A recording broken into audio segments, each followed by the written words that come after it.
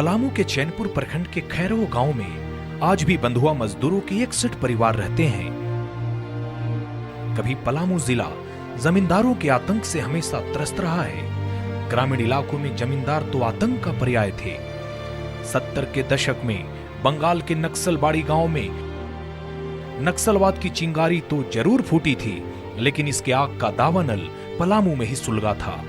बंधुआ मजदूरी की परंपरा का वाहक भी यही जिला रहा है।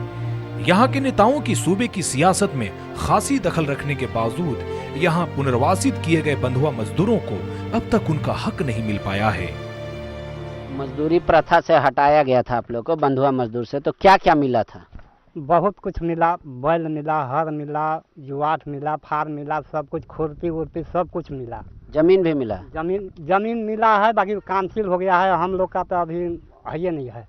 आपका है, मिलल है, हाँ, कुछ लोग का है और कुछ लोग का कांसिल हो गया। पलामू के इतिहास में मनातू मऊआर नाम के जमींदार को तो नरभक्षी तक की संज्ञा मिल चुकी है, क्योंकि वह अपने सरपरस्ती के खिलाफ आवाज उठाने वाले बंधुआ मजदूरों को बाघ के पिंजरों में डलवाकर उसे मार डालता था।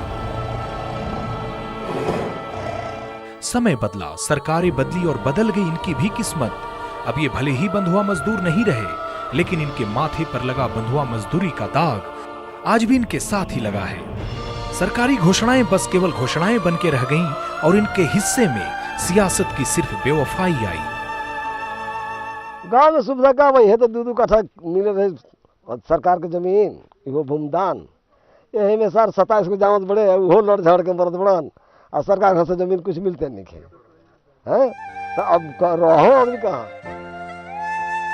शहर छोड़ते ही पलामू के ग्रामीण इलाकों में पसरी गरीबी साफ साफ इस इलाके की दास्ताने दर्द कहती नजर आती है।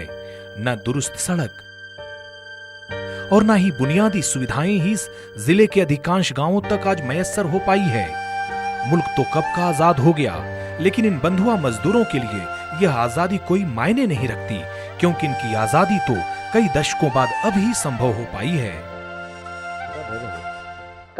आजाद ही आजाद राजा होली कोई पूछ पाछ नहीं हम कर दे भाई करवे कि नहीं करवे, हम तो आजाद है। सुनिए इन्हें, जिनके पूर्वज कभी इन बंधुआ मजदूरों के मालिक कहे जाते थे और ये भी शान से स्वीकारते हैं कि ये मजदूर कभी उनके पूर्वज के गुलाम थे।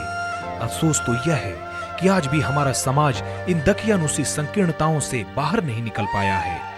हिसाब से होना चाहिए, इन लोग का विकास उस तरह से तो नहीं हुआ, लेकिन उस वक्त भी जब ये हम लोग के साथ काम करते थे तो प्रताड़ित वगैरह इन लोग कुछ नहीं होता था ऐसा।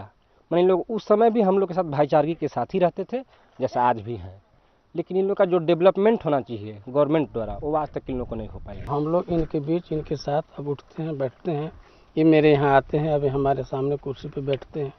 भाईचारगी है इनके साथ और कहीं से किसी तरह का कोई भेदभाव नहीं। एक जमाना था जब तत्कालीन प्रधानमंत्री इंदिरा गांधी ने जिले के खैरो गांव में पहल कर बंधुआ मजदूरों के बीच कई कार्यक्रमों की घोषणा की थी, लेकिन ये घोषणाएं कागजों में ही सिमट के रह गई। इन्हें कुआं मिला, पेंशन मिला, खेती के औजार मिले, जमीन भी मिले, लेकिन सिर्फ कागजों पर। आज जिले में चुनाव का शोर है, वादों की बौछार है, लेकिन इन सब से दूर इनकी जिंदगी कल्याणकारी योजनाओं के अभाव में आज भी तंगहाल और फटेहाल है।